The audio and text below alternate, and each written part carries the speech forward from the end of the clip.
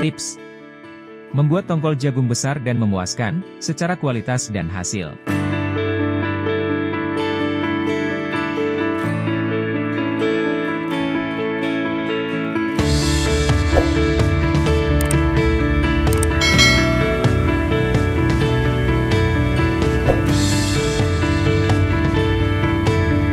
Tongkol pada jagung, pada dasarnya adalah bagian dalam organ betina tempat biji jagung duduk menempel. Istilah ini juga dipakai untuk menyebut seluruh bagian jagung betina, atau buah jagung. Tongkol jagung, terbungkus oleh lapisan yang disebut kelobot, atau kulit buah jagung. Secara morfologi, tongkol jagung adalah tangkai utama dari malai bunga betina yang telah termodifikasi. Sedangkan, malai organ jantan pada tanaman jagung, berada pada bagian ujung batang, berupa bunga jantan, yang memproduksi serbuk sari atau polen. Selanjutnya, apabila pertanaman jagung memiliki ukuran tongkol kecil, atau kurang besar, maka jumlah barisan dan jumlah biji akan berkurang, sehingga akan mempengaruhi berat, performan biji, rendemen, kualitas dan penjualan. Dalam hal ini, ada banyak faktor yang mempengaruhi. Terutama kualitas pertumbuhan dan perkembangan tanaman jagung yaitu, selama dalam proses budidaya. Mulai dari pemilihan varietas bibit jagung, perlakuan benih, pertumbuhan tanaman muda, pertumbuhan reproduktif, perawatan tanaman hingga pelaksanaan panen. Biasanya, dengan tongkol yang besar, jumlah barisan dan jumlah biji akan bertambah, sehingga berat jagung akan bertambah, tentunya akan mempengaruhi harga jual dan pendapatan. Berarti, akan mendapatkan keuntungan yang lebih, jika memiliki jagung bertongkol besar dan banyak.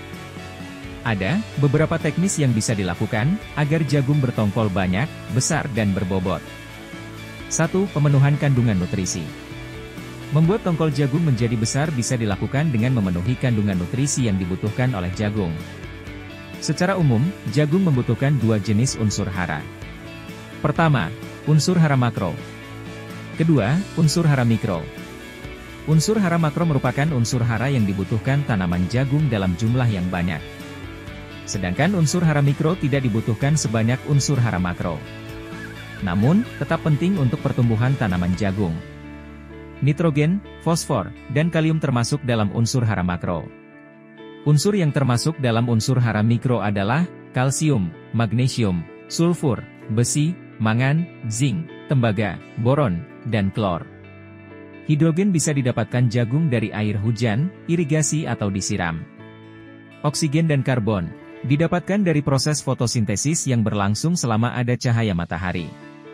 Selain unsur hara, tanaman jagung juga membutuhkan bahan organik, yaitu sisa tanaman atau binatang yang sudah dalam proses penguraian. 2. Pemilihan pupuk yang tepat.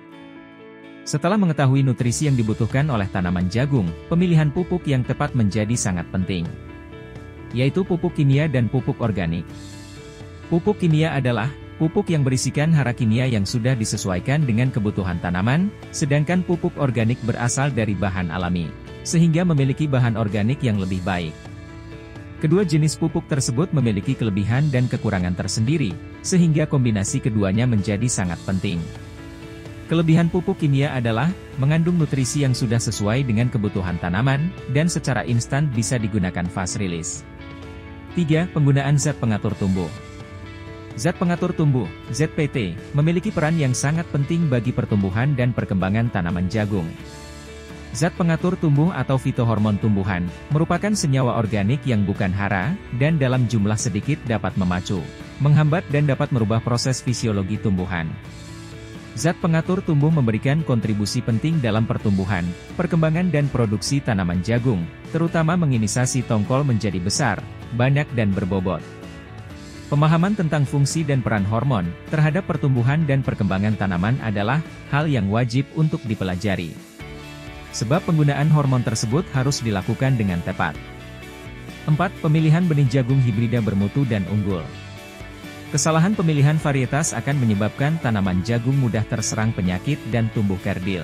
Sehingga, harus memilih varietas jagung yang unggul agar bisa bertongkol besar.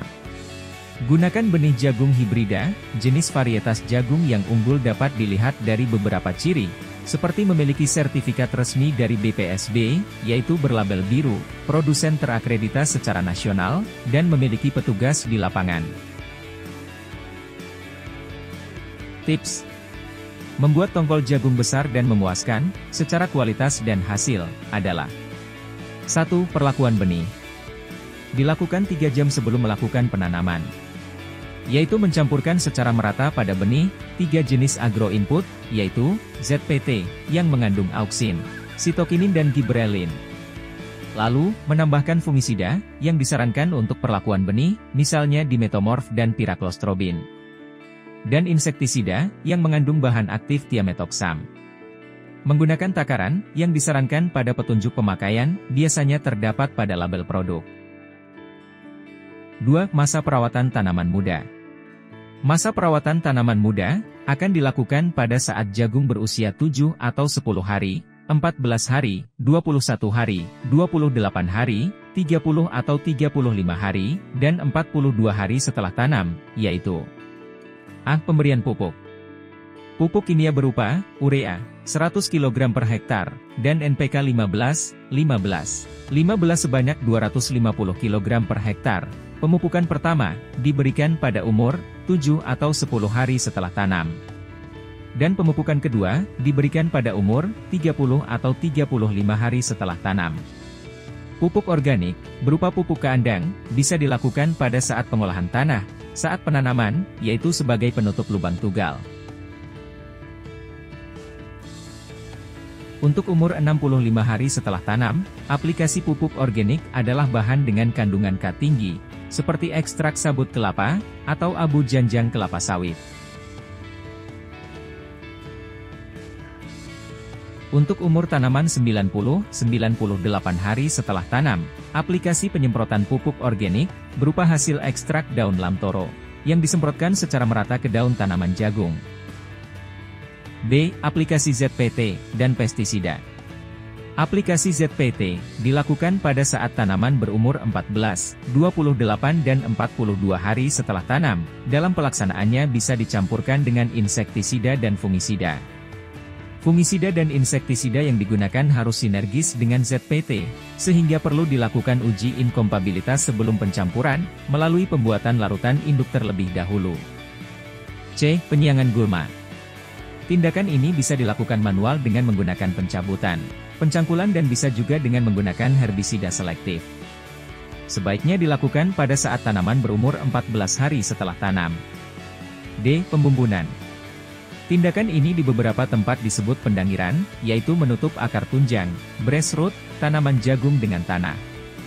Dengan tindakan ini, maka akar tunjang akar berubah fungsi sebagai penyokong tanaman, menjadi akar adventif yang mengambil hara, di mana setiap akar tunjang yang berubah fungsi, akan bertanggung jawab atas pengisian biji dan pembesaran tongkol pada tongkol yang ada di ketiak daun. Demikianlah hal yang harus dilakukan untuk membuat jagung bertongkol besar dan banyak. Semoga bermanfaat.